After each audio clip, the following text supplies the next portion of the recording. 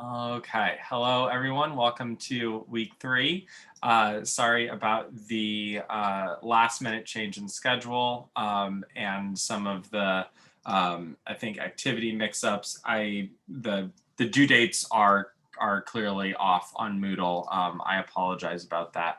And I'll I will continue to try and correct those. But if something looks off, just shoot me an email, and I will try and get it as um, accurate as possible.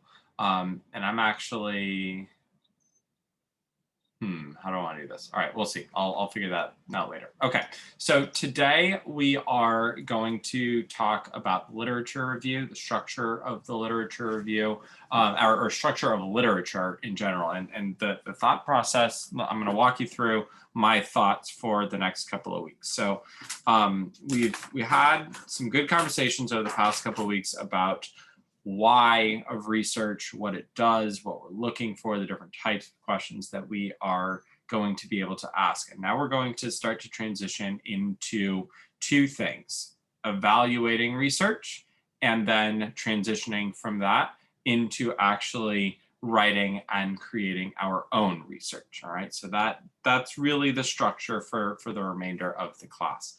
And one as we look at the assignments that you guys are going to be completing, and just so you know, I have been in touch with Dr. Papa. I know that you guys have a really intense summer A, and then it lightens up in summer B. So I'm trying to like modify the assignment schedule so that you have a little bit less due now, and then obviously the bigger stuff in the second half. So I am cognizant of that, and I am trying to take into account. If you ever need more time, if you ever need a little bit extra, I'm not doing like late points for you guys for summer. So please don't stress about this. I'm just happy to be here with you guys. So we'll get through what we need to. Don't fret. All right. So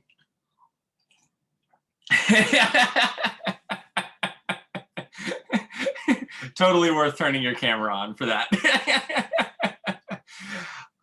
So what we are going to be doing today, and I'm actually to that point on Moodle right now, and I'm going to switch a couple of the activities. So I'm going to push the research summaries back even further to week 4, 4A and 4B. I'll hide a couple of I'm going to hide 3 and 4 right now. And I'm going to move activity 5 and 6, which is really the same activity, into week 3B. And that has to do with evaluating a research article itself. So what we're going to talk about today is the research paper as a whole. And what I want you guys to be thinking of is, when I go to find research to review, what am I looking for? What am I looking for? What am I looking at? And then the next kind of week and a half is going to be all about finding articles to read, evaluating, is this a good article? And then for those articles that we find that are of high quality, starting to review them, all of that with an eye towards the topic that you selected to write your educational theory on, which should be the topic that you are thinking about for your final paper in this class. So while it is a lot of different components, I want you to be able to see the bigger picture, how this all ties together towards one final goal. All right. So hopefully, and I apologize, I haven't read your through your educational theories yet, but what I hope we were able to do in the first couple of weeks are kind of shape how you are thinking about the types of questions you want to ask and that you're interested in exploring more, that you have hypotheses about, and be able to ask meaningful research questions, whether it be very small or quite grand. And I would encourage you to just take one small bite off of the research pie, because that is quality research. We don't need to go, like I said last week, not every research article is going to win the Nobel Prize, but it's all going to further the field, okay? So hopefully the educational theory that you wrote about, or your educational theory, is the problem that you are interested in long term. If it's not, then what I encourage you to do is in the next kind of few days, go through that same process for a problem that you are interested in writing that paper on, because that educational theory is going to really serve as the basis for you as you build your lit review and beyond. So you want to have that framework in mind as you begin to build your final paper. All right. So then one more time, today we are going to go over the research article, what is embodied in it, what you are looking for. Then you are going to complete this activity on evaluating research articles, with the idea of the articles that you evaluate are going to be the articles that you actually review for your research summaries, which turn into your lit review. All right, so it all flows together. And next week, I know I said this week, but next week we will go over that research summary form. All right. Okay, cool. Jumping in. Let's talk about the research article. So the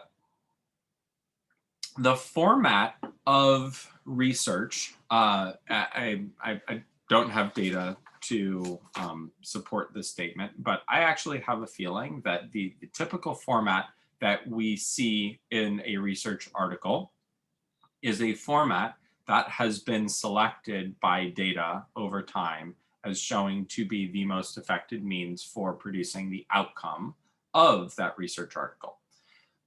The function of a research article is to convey procedures. To convey procedures with that results within an appropriate context so that those findings can be replicated, expanded upon, or generalized. All right.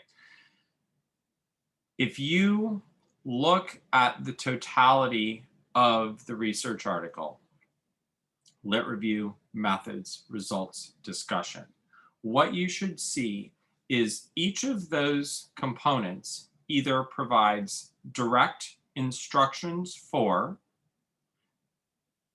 expected results from, or context within which the research lies. If we had just a procedure, just a method section, then we would not know what outcomes to expect, nor would we understand why it is that we are performing this research. If we just had results, we would not know how we got those results. If we just had a discussion, we wouldn't be able to evaluate the discussion relative to the actual hard data. And if we just had a literature review, that would be good, but we wouldn't necessarily know what procedures are being thought about as a result of what previous research has to say. So all of these different components fit together, they interlock in order to create the overall picture for where research should take us. Okay, so each of those sections, literature review, method, results, discussion, serves a specific purpose, and as a result, with variation, is going to follow a structure in order to serve that purpose. All right, so I'm going to start kind of, where do I want to start? I'll start at the beginning. That's probably the easiest way. right? Why make things more complicated? So we'll start talking about the literature review, move through the methods section, then the results, and then the discussion. Okay. All right. So why do we have a literature review? What is in it? What is its purpose? How should we as readers of research read through that literature review? And to some degree, how should we as writers of research be looking at the lit review? So the purpose of the lit review is to understand the context in which the theory, the actual problem exists. We start off by stating that there is indeed a problem, right? Research shows that blank. Right from the start, we want to show that there is a context that exists that necessitates something to be done. There are students who struggle with reading. People get headaches. There's some curricula are more effective than others, right? These are all problems which can be looked at. So we need to identify that there is a problem that exists. From that first statement, there's one key thing that we need to be doing throughout our literature review. And that is making sure that we are citing other research. This component is key to the validation of the literature, of the study. I could say not all children learn through direct instruction, right? That's or through lecture instruction. That's probably true. That's an important statement. But if I, Derek Shanman, am stating that as a point of fact, and I'm basing my entire research article on that statement, I am not an authority. I myself, my own words, are not an authority on which I can base that claim. I have to base that claim on some evidence. So right from the start, I need to be looking at, here's a problem as stated by what evidence.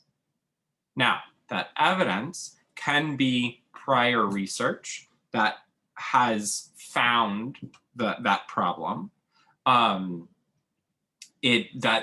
That prior research might be biased. That prior research might be might have holes in it and have issues. And these are things that I need to be aware of and evaluate when I'm reading that research. However, what is the process that, even if there might be some issues, allows me to take something that has been published and cite it as basis for a problem?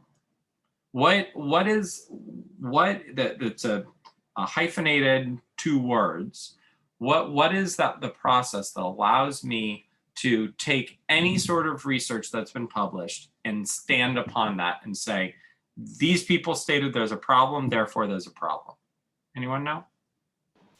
Is it peer reviewed? It sure is. Excellent, Claire. So the fact that if I went through that peer-reviewed process and got published, then a panel of experts, not just me, the researcher, but a panel of experts has said, yes, what you did is accurate, your data are accurate, your interpretation of your findings are accurate, and we can put this out there as current evidence shows. I don't want to say fact, but current evidence shows, okay? In our field, in the educational field, in my in behavior analysis in particular, there are a series of studies that established. Oh my God, I'm blanking on the name. Hang on, I'm going to find out. Hart and Risley. Sorry, has anyone heard of Hart and Risley? That study, H-A-R-T and R-I-S-E-L-Y. I deal a lot with working with children who do not learn effectively or acquire language effectively. And this group, Hart and Risley, did a longitudinal study called, it's a book, it's a peer-reviewed study in the form of a book. Meaningful differences in the everyday experience of the young American children. It's a mouthful. But that study showed that the one single factor that predicts outcomes of pre-K and beyond children are the number of words spoken to that child before they get to pre-K. All right. If you've heard of the 30 million word gap, have you heard about that? Or that number before? That number, that 30 million word gap, comes from their research. So if I'm doing a study on language and language acquisition, I want to show that, or I want to posit that not all children succeed in schools, I can say something like, throughout the American population, there are many children who do not succeed in public education. Oftentimes, this is considered to be as a result of experiences prior to their education. Hart and Risley, 1995.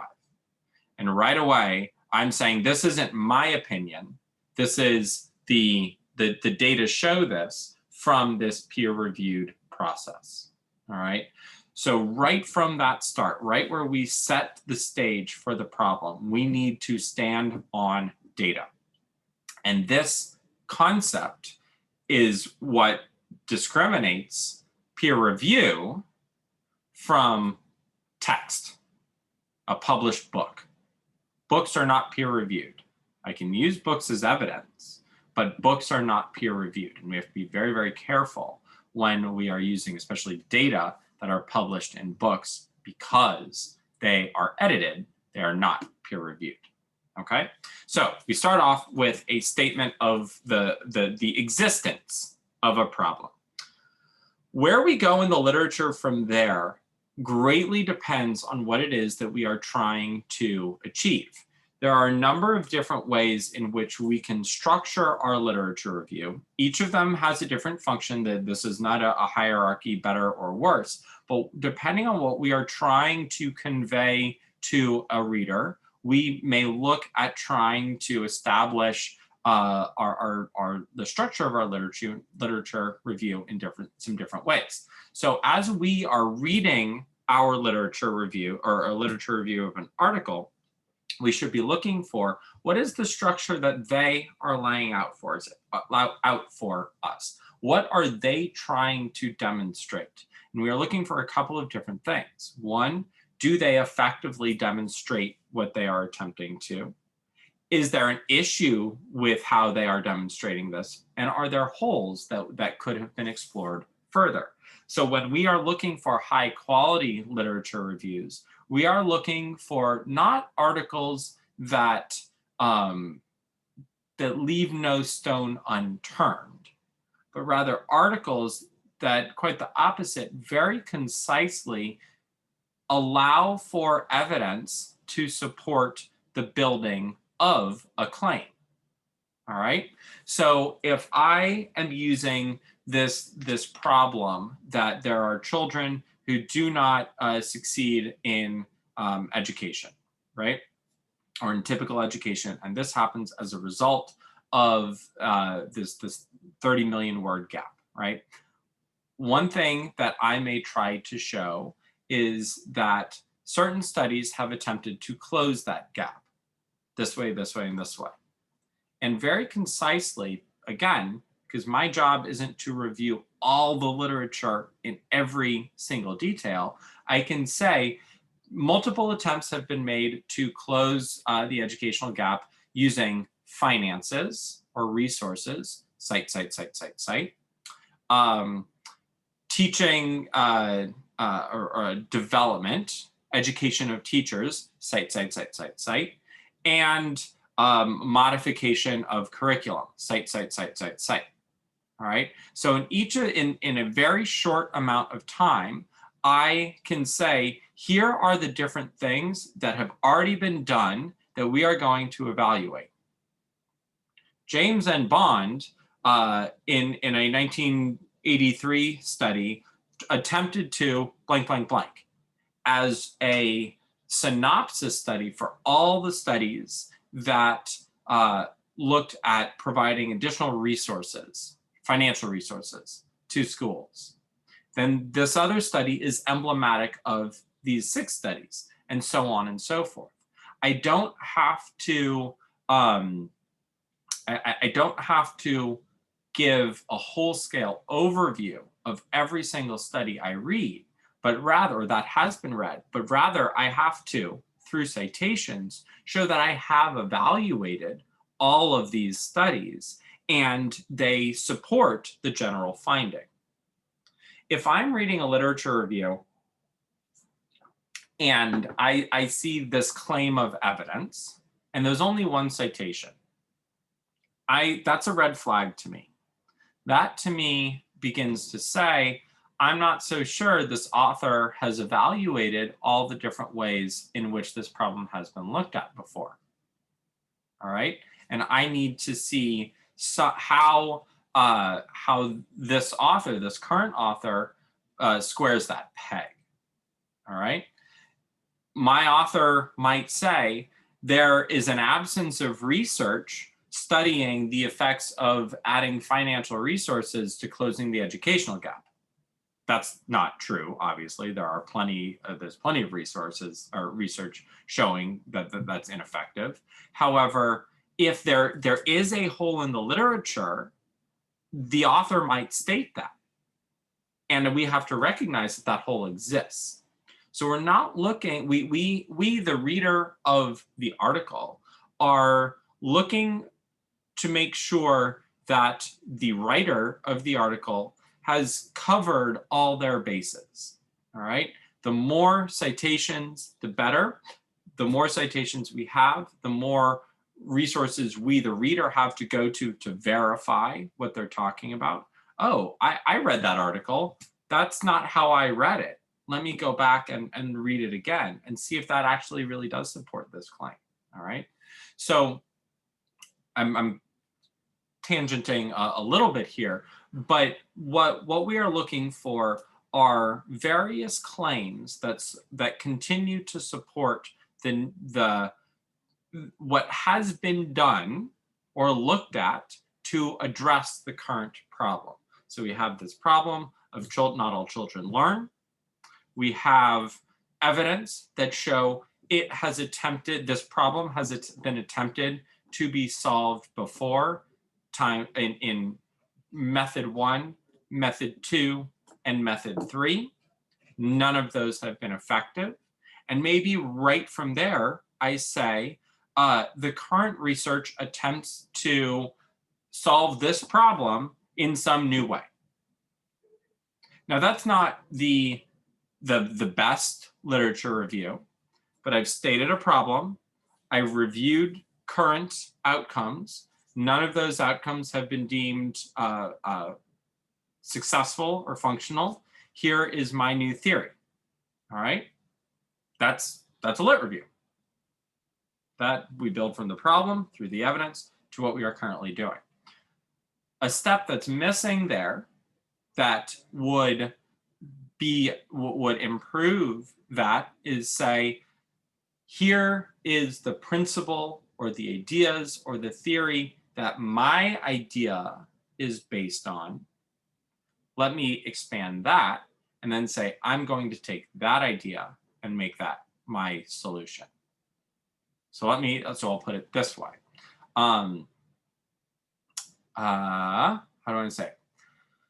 Here's the problem. Here are the 3 ways that have been attempted before. And then I kind of stop off there and I switch gears a little bit and I say something along the lines of, Behavior analysis uses the concept of positive reinforcement to increase behaviors. Cite, cite, cite, cite, cite. B.F. Skinner, 1926, right? Positive reinforcement has been shown to be effective for a number of different types of behaviors, from academic behaviors to self-management behaviors. And I'm citing all of this along the way, to this, to this, to this. The current study attempts to use positive reinforcement strategies to close that educational gap, period. All right. Now that's obviously a far reach and a huge task. So don't take that as a truth. But what you see there is, if I just said the current study will attempt to use positive reinforcement strategies to increase student outcomes in this population, what I haven't done is provided the theory as to why positive reinforcement should work at all. All right. There's reasons why putting money might work. We've put money towards improving sector A, sector B, sector C, and it's been effective. So let's try it in education. Didn't get anywhere. We have increased training in sector A, sector B, sector C. Let's try in education. Didn't get there. We've tried this, A, B, C. Let's try it in education. Didn't get there. Those were the reviews of my first 3 attempts. Now we're trying that same idea with positive reinforcement. We'll see if that works. All right. So through that, I have a very structured understanding of how we get from the problem to my current solution. What's been tried before? It hasn't worked. Here's a new theory. Let's try to apply that theory to the current problem. And boom, I'm done. Does that make sense? That was a lot in a quick amount of time. Shri, I feel like you have you're digesting. I'm just thinking about my own topic and how Okay. I'm not sure if, I guess, finding the lack of, I don't even know how to state it. I'm not sure how it works with what I've already had in mind.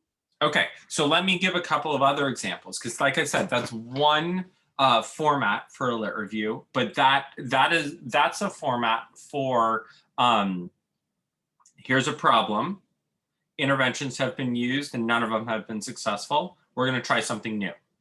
But that's not all of research. How about this? Here's a problem. Here's an intervention that has shown to be effective. Here's another intervention that has shown to be effective. Here is a study that compares the effectiveness of those two and found method 1 to be a little bit better. All right. Now I am going to come along and attempt to replicate either study 1, study 2, or study 3, which compared the two. Okay, so that's another literature review. Maybe study 1 shows that it is a larger analysis of all the different types of interventions and has shown these two to be the best, but those two have never been put head to head. So study 2 compares those two, and then I'm going to replicate study 2. So there's different ways that we can establish that there is a need. In the first example I gave, the goal is to attempt a new intervention for an old problem. In the second example I gave, we have effective interventions and I'm attempting to replicate those interventions.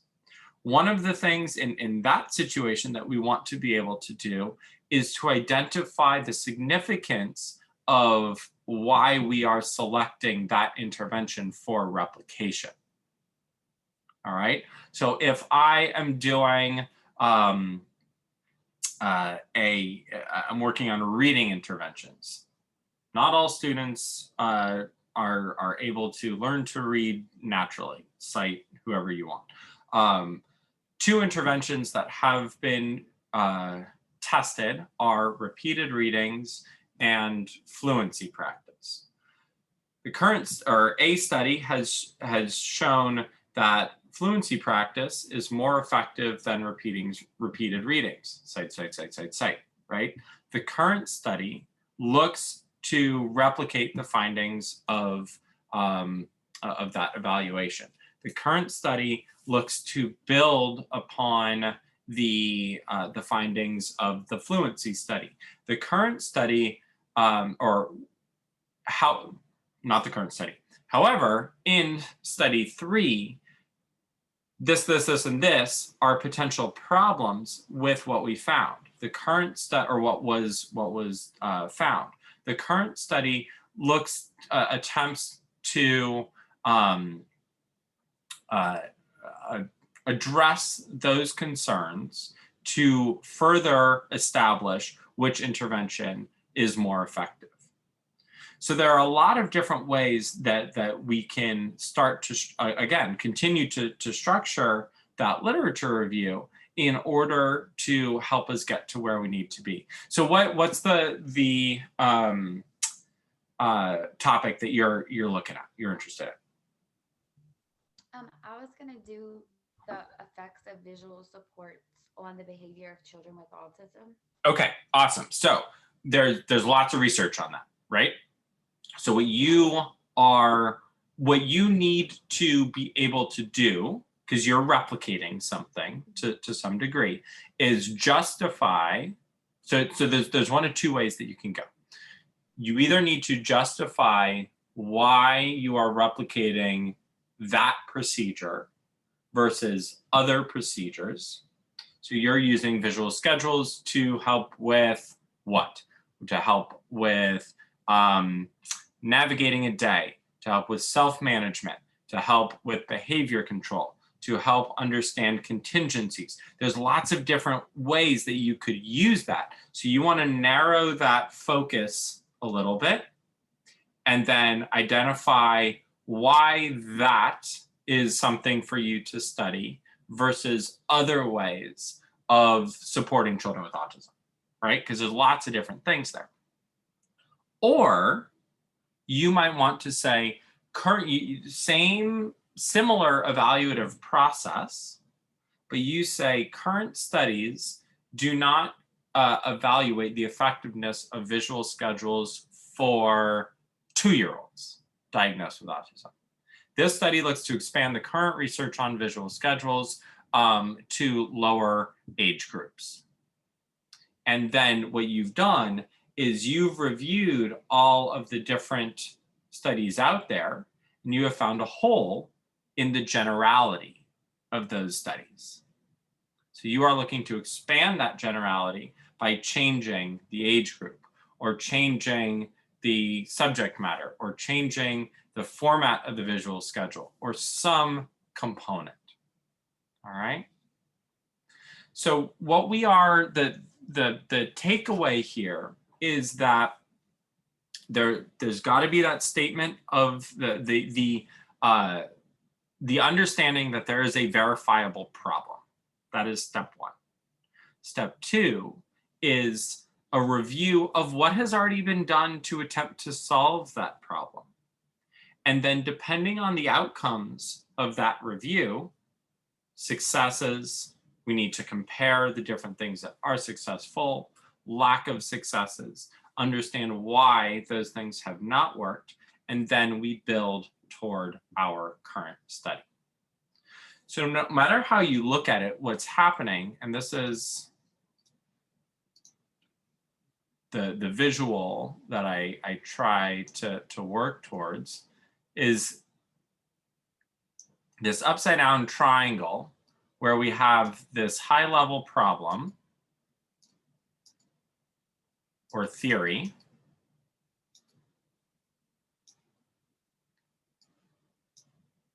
eval of current research,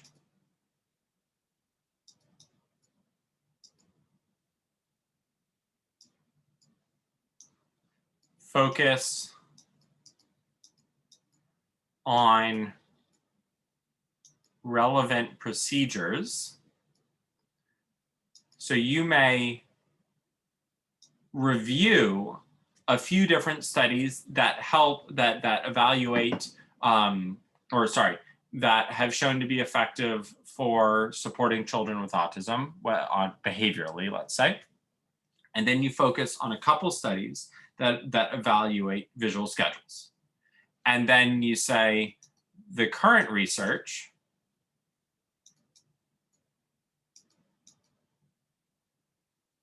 sorry for the chicken scratches, looks to do what? And that looks to do what is the question that you are trying to answer.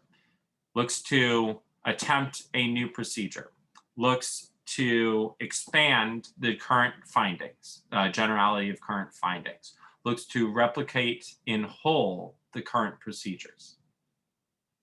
All right. If the research that you are reading is missing one of those components, that is a red flag for you, depending on what it is. All right. You need to be aware of how far the author has gone to ensure that what they are studying is relevant and meaningful. And if any one of those components is missing, and again, there are different avenues for how we can get there, but if one of those components is missing, that should be a red flag for the current article that you are reading's understanding of the problem at hand. All right. Cool. Does that give you guys a little bit of a framework for reading through a lit review? Good. I want to make sure that we get to the other components in time. All right. So once we have established the lit review and that there is a problem and that we have a technologically sound, or sorry, a theoretically sound, not technological, but theoretically sound rationale for our problem, we move to our methods section, where the literature review provides the context, the methods section provides the validity. The methods section is what allows us to have some sort of an idea of what the authors actually did and whether or not their procedures were based on principles of the science of whatever it is that is being studied. All right. I could say that I'm looking at visual schedules, but if I use a token economy, then I'm off completely. And there's no relationship between my literature review and my method section. So I got to make sure that what I say I'm doing is what I'm actually doing. All right. And when you get into some more technical procedures, it's very easy to say, well, I see why you kind of thought this was a certain thing, but it's really this other thing. And it's not appropriate to call it that thing. Okay, so we have to make sure that we are actually doing what we said we set out to do. And that's what the method section is all about. So what information do I, the reader, need to see in order to know that our process is technologically sound or valid? All right, so the first thing I need to know about is my participants. Who am I doing this with? What goes into a participant section? I need to know ages. I might need to know genders. I might need to know their histories of school experience. I might need to know what skills they have or don't have. I might need to know social economic status. I might need to know race. I might need to know years of school. I might need to know there's all sorts of different possible variables that could be presented. So how do we know which ones should be presented? Well, depends on the study, depends on what we are looking at, but we are looking for variables that we think are or could be confounding to the outcomes, right? That's one way of looking at it. The other way is variables that we are specifically studying. If I am studying the fact of visual schedules on young children with autism, I want to make sure that my definition, the reader's definition of young, is the same as the author's definition of young. Is 7-year-old young? When I'm talking about a child with autism, 7-year-old is pretty old. Young, to me, when you're talking about interventions for children with autism, is like 36 months and below, 3 years and below, right? So we need to make sure that our understanding of that definition makes sense, okay? If I am doing, I'm hyper-focused on your example because it's a great example. So you're gonna get all sorts of bonus ideas out of this. Yeah, the benefit of coming to class, right? Let's say I'm studying visual schedules of children with autism, where let's say it's 5-year-olds, 5 to 7-year-olds that I'm looking at, where they've been and what they've been doing for the last 5 to 7 years dramatically matters. Have they been in a school setting? Have they been in a home setting? Have they been in a clinical setting? Have they had experience with visual schedules? What is their experience? What are they bringing to the table? All right. Why does this matter? Why does this deep dive into who the participants are matter? What do you guys think?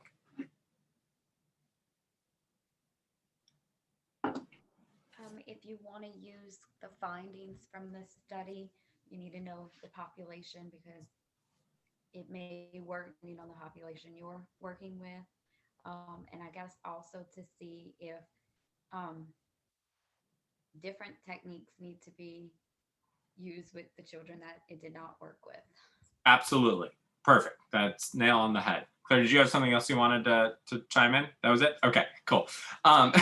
No, that's spot on. So understanding who the participants are is less about validity and more about replication, right?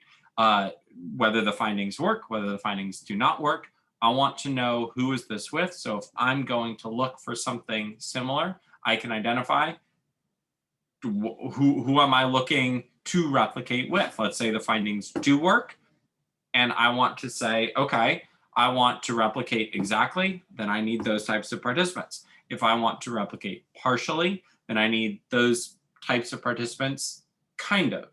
If I want to replicate procedure but expand generality, then I need to find more different participants, right? So let's use that idea of clinic.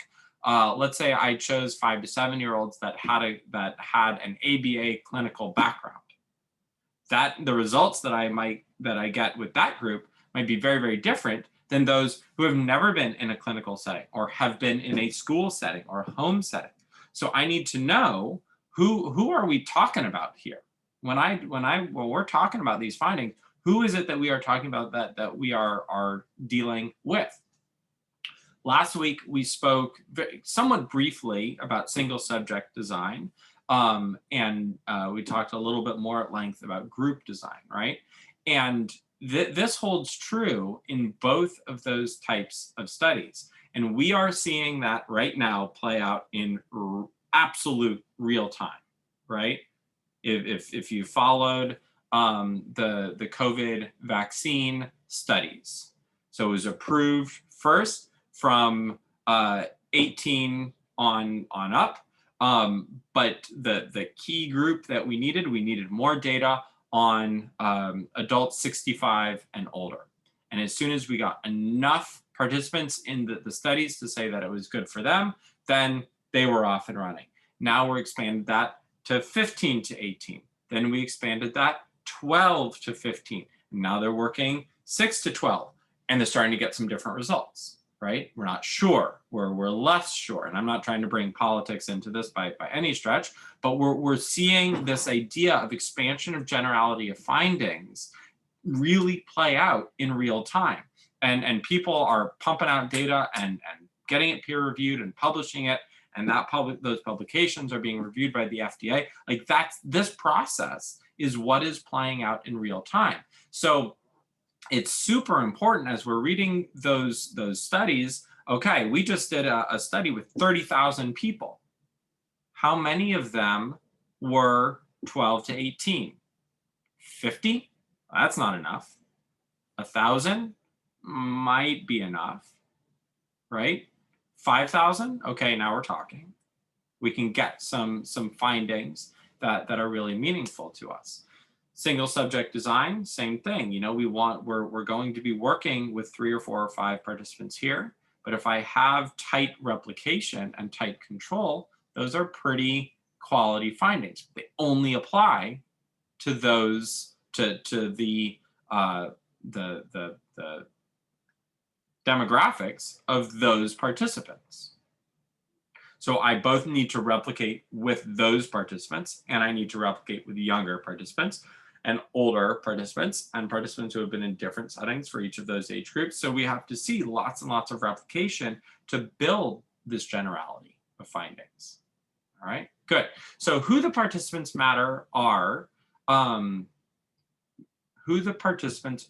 matters to understand the bounds of the results, the bounds of who we can actually look at this with and for. Good. Next, we go to our materials and settings. We want to know where the study took place. We want to know what was needed for the study. Materials and settings matter for replicability. Obviously, we're going to see that a lot, but also matter for validity. Let's say that I'm testing the effects of a timeout procedure, and the setting is a summer camp. It's hot, kids are running around, there's lots of noise. That's a challenging setting to test that kind of procedure versus if I do it in a home setting or a school setting or a small group setting. Okay, so we want to know where the study takes place to make sure that it is a valid location to test that those variables. All right. Sometimes when we do studies in schools on academic interventions for individual kids, we want to know if the intervention was done in the classroom versus in a hallway or in a separate room. There are lots of reasons why we might want to do that and lots of ways that could potentially impact the study. Let's say I'm doing a single subject design study and I have 4 participants who are all in the same classroom. I want to make sure that when participant 1 is in intervention, participant 2, 3, and 4 aren't hearing the answers, right? Simple as that. But I also want to make sure that participant 1 isn't distracted, isn't embarrassed, isn't missing anything, something isn't wrong with where participant 1 physically is that is going to undermine the outcomes of the study. Materials, same thing. If I am trying to test the effects of a writing intervention or a writing curriculum, but I'm using the wrong size paper or using the wrong pencil or some inappropriate materials, that can decrease the validity of my study. All right. So as mundane as that sounds, understanding where the study took place, what materials were used is 1, helpful for replication, but 2, helpful to identify variables or validity. Sorry, validity. All right, so we have participants, we have materials and settings. Then we have the definition of our variables, dependent variable and our independent variable. Dependent variable is what is being measured. Independent variable is our intervention, what is being manipulated.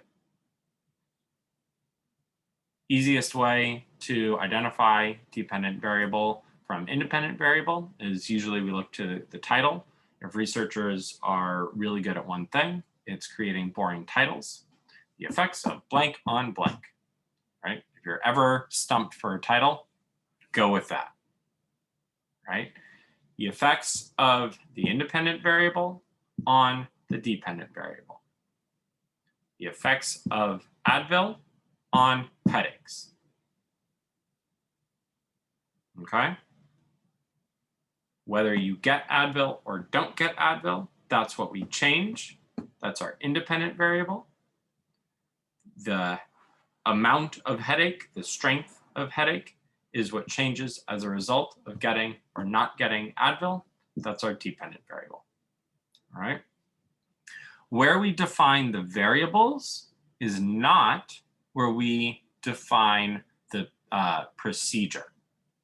So when we are talking about the independent variable in particular, we are not outlining how we implement the independent variable. We're saving that for the procedure.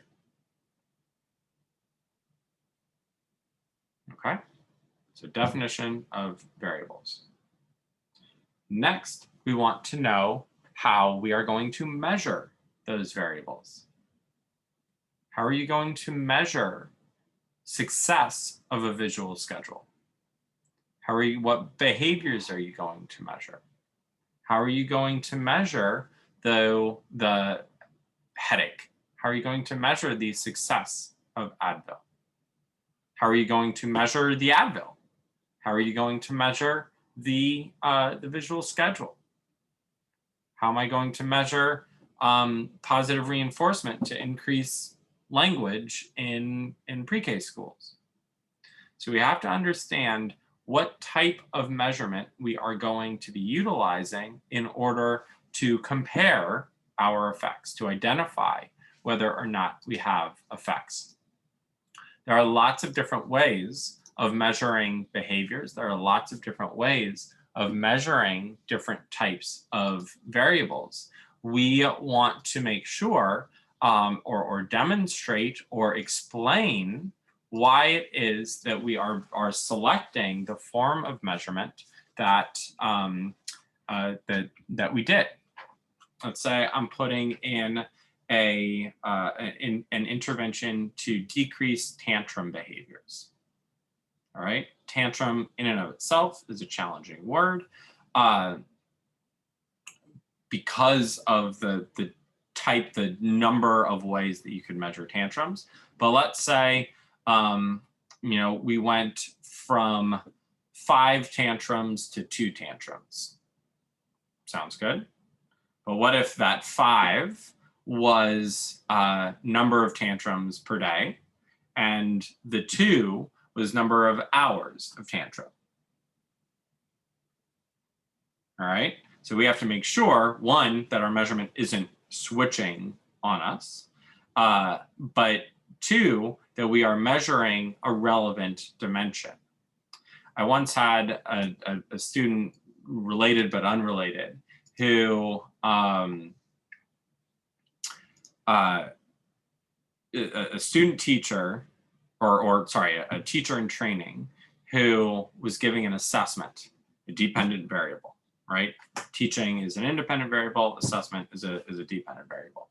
And she gave a pretest, and then instructed, and gave a different post-test. Her measurement changed, and she lost the ability to analyze that relationship. So we have to know how these behaviors are getting measured. We have to make sure that that measurement is valid and consistent. So if I'm measuring tantrums in terms of hours, I do that before, and I do that after. If I'm measuring it in terms of number of tantrums, I do that before, I do that after. If I do an average duration, then I have to report the total number of tantrums, total duration, and average pre, total number, total duration, and average post. My average can look great, but my other variables might be off there, or rather worth analyzing. Okay? Sound good? So what I mean by that is if I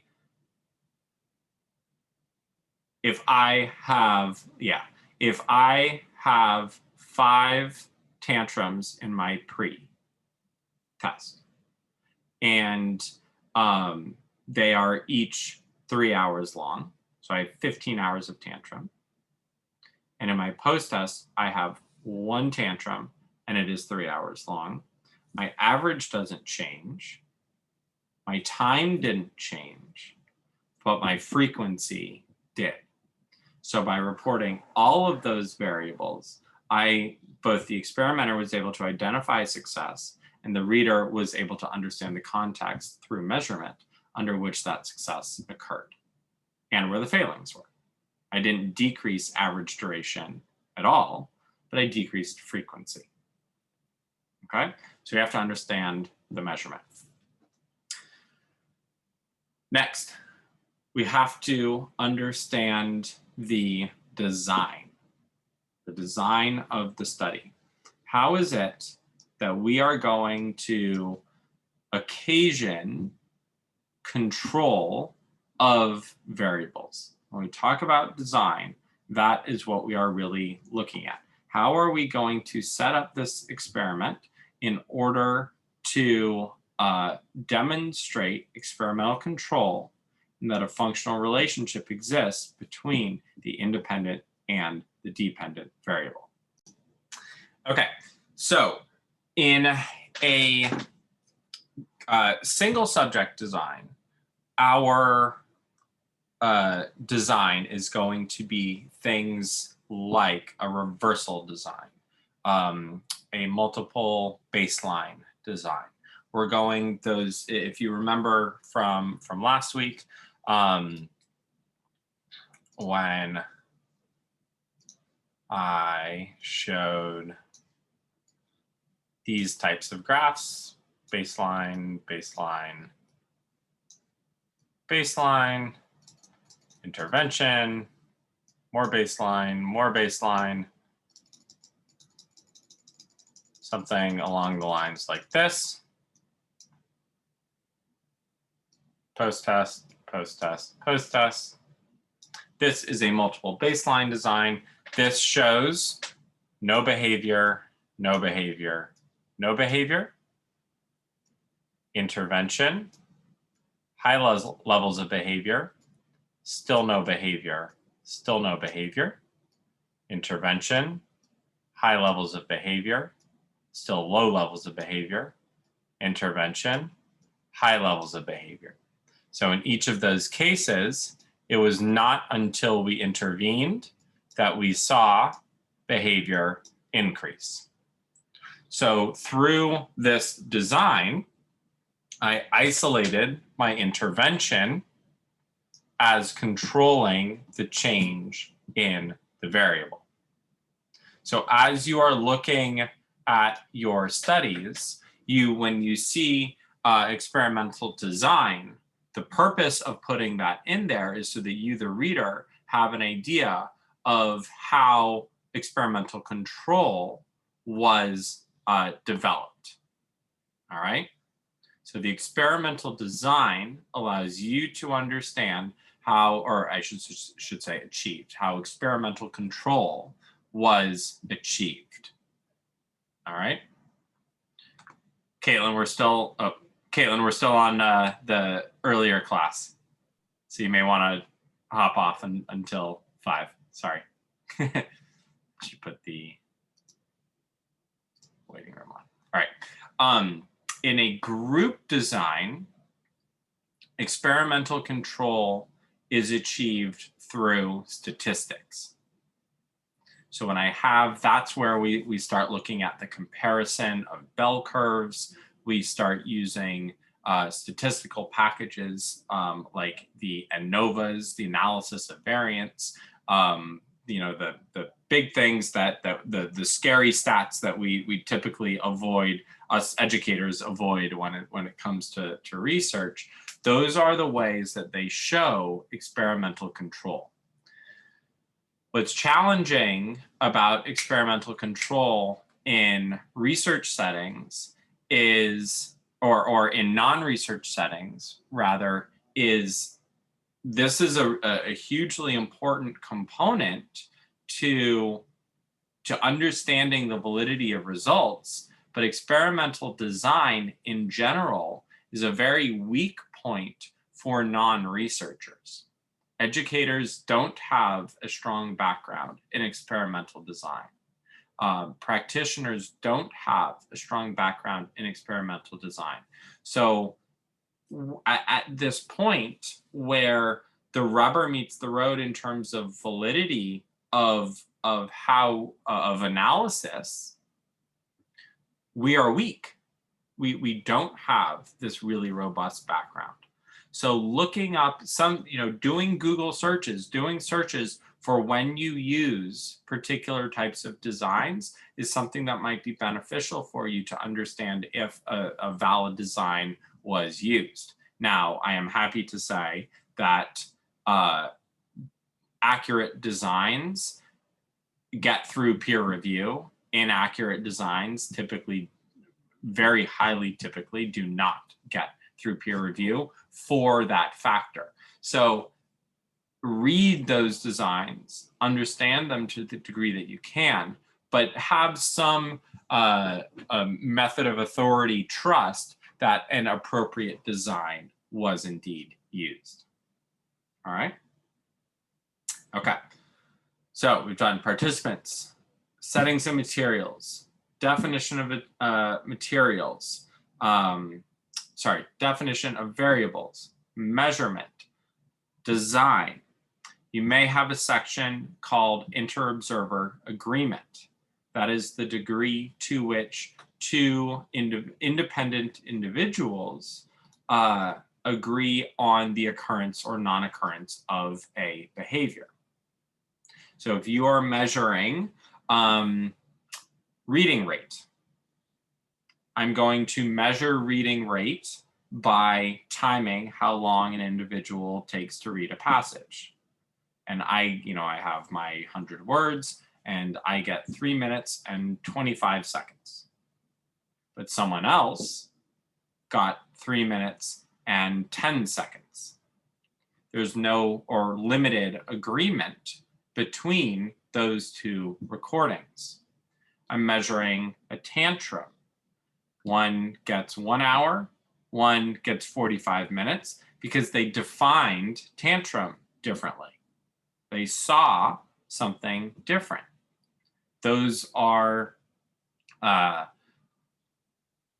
duration is you're going to be closer more often, but perfect less often, right? It's more likely going to be it took 3 minutes and 25 seconds to read the passage versus 3 minutes and 27 seconds to read the passage. Or they tantrum for 1 hour and 2 minutes versus 1 hour and 3 minutes, right? So you're going to get very close agreement, but rarely get perfect agreement when you're talking about measuring the time of something. But when I'm talking about correctness of a spelling response, I'm much more likely to get accuracy in my inter-observer agreement. All right. So if I am looking to measure a behavior and the behavior that I select is a very challenging behavior to get agreement on, to have IOA on, I may have to revisit the measure that I use or the way that I collect data.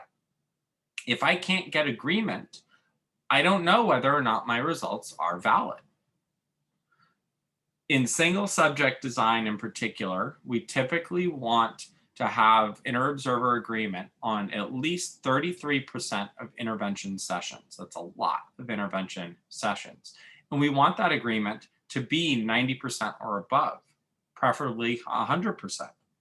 If we don't have that agreement, then I can't be sure that the interpretation of my results is valid, because two people looking at the same behavior couldn't even agree on what they saw. And there are massive, massive problems with that. All right.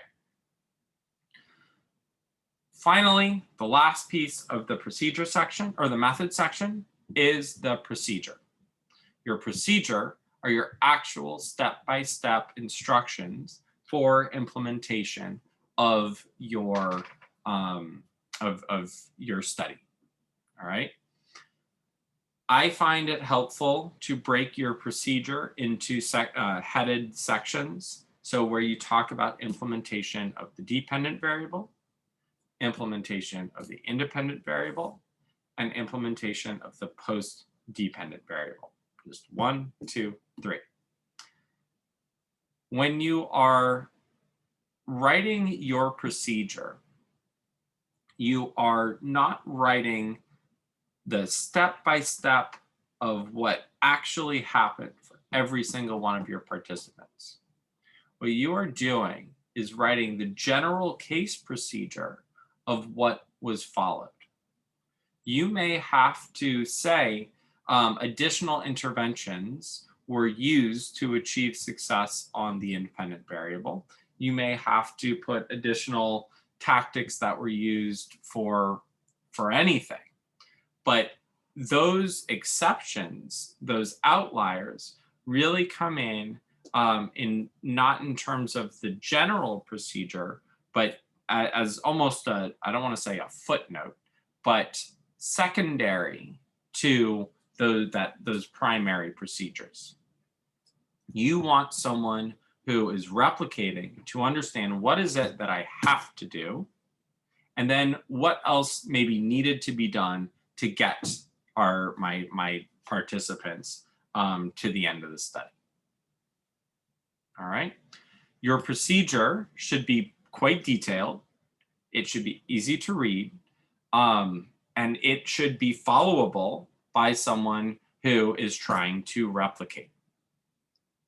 All right. I promise you that many of the procedure sections that you read will not check all of those boxes. They will indeed be convoluted or challenging or not get the point across as to what was done at all. And to me, that's indicative of poor research, because it decreases the ability of one to replicate. If I can't understand what you did, can't replicate what you did. If I have to parse your words and try and put it all together, that's not very helpful. That's not going to allow for replication in any way, shape, or form. So as you are reading your studies, you want to make sure that what you are reading is written in a clear and concise way. All right. Questions about the method section? Move right along. All right. Results. The results section is our data section. There's no interpretation in the results. There is no nuance or finesse. Participant 1, participant 2, group 1, group 2. Mean responses of this. The range was this. If we're doing a group design study, this is where we put our ANOVAs and our p-values and our t-tests and our z-scores and all those different statistical components. Your results section is dry, it is straightforward, it is numeric, it is data-based, it is not interesting in any way, shape, or form, but it allows your reader to see the raw information, free of your interpretation. You just post, or the researcher just posts exactly what happened. In single subject design, you will see when you're reading through your results, you will compare those results to the visual graphs, like I chicken scratched for you with that multiple baseline design. If you're reading a group research, you will see a square with a couple data points and error bars that show the visual representation of the statistical analysis that was conducted. Again, you look at those graphs, you decide for yourself how impactful those findings were. How many of you have looked through a newspaper or something, you've read an article, and there's been a graph associated with that article, and you look back and you say, I don't see the same interpretation of those data when I look at the graph. You're saying that there's this clear outcome as a result, but the graph shows maybe not so much. All right. The graph is just that, right? It's a graphical representation of those results. The results are the raw information. It's possible that the raw data, the raw information, tells you something that the results, that the graph doesn't really show. Your job as a researcher, or one's job as a researcher, is to create a graphical depiction that does accurately demonstrate the meaningful results. So the type of graph you show can change. There are more limited graphs for statistical analyses. You do a particular statistical test, and there is a graph that spits that gets spit out.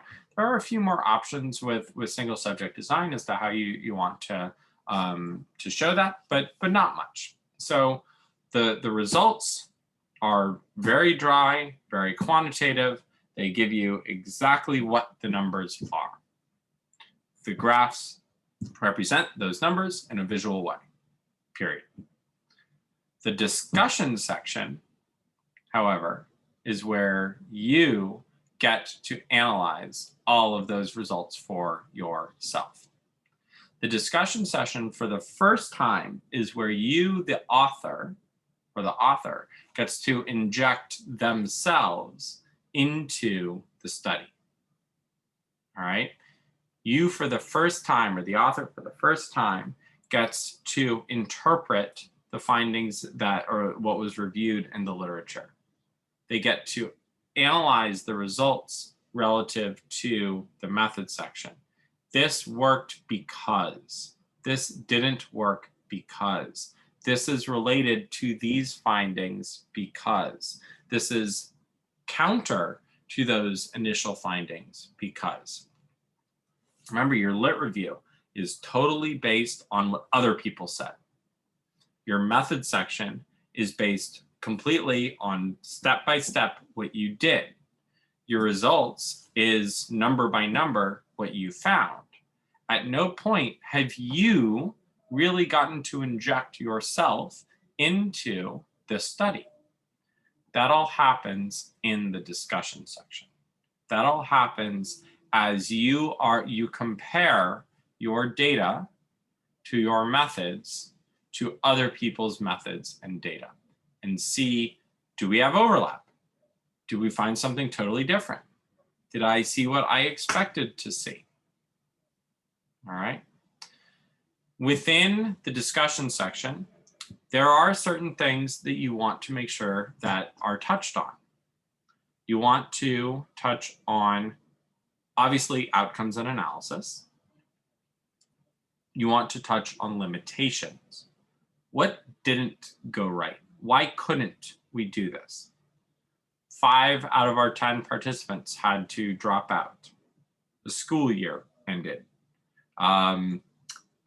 We ran out of materials. We this, we that. What are some things that were beyond our control that decrease the value of the interpretation of our results? All right? Discuss those limitations. They have to be there so that we understand what they were, what needs to be readdressed in the future. You have your findings, you have your limitations, and then what are the next questions? Write the next research steps for the next person or for yourself for the future. Really, really good researchers read current articles, find the next questions, and do that research right there. Let someone else figure out what the question is, and then I'll just do the study.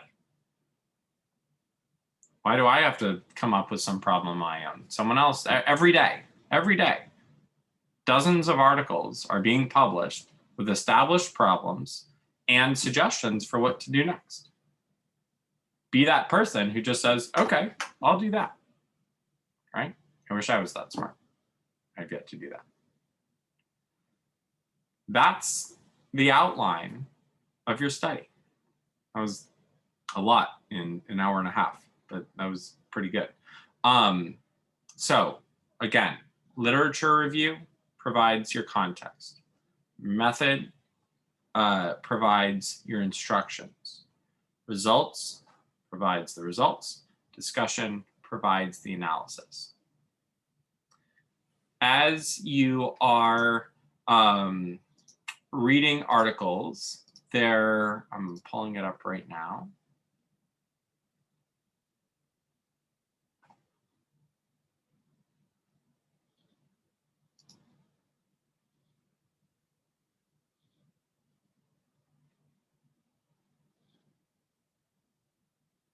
Sorry.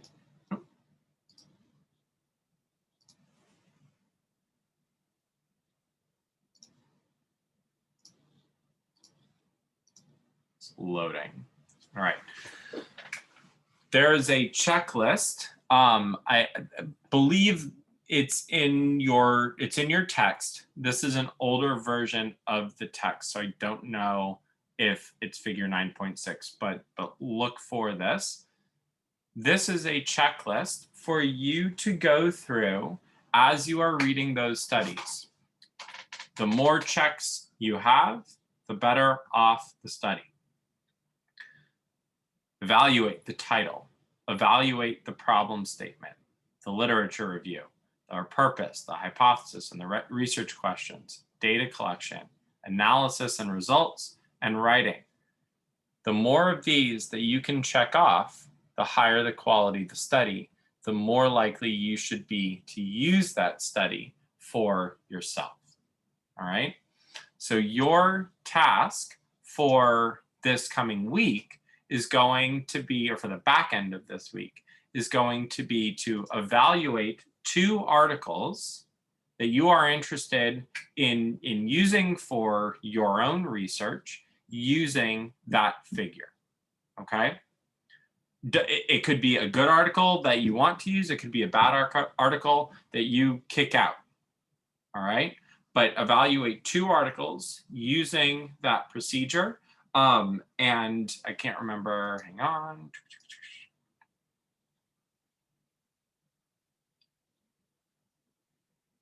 I have to modify the activity 6 a little bit.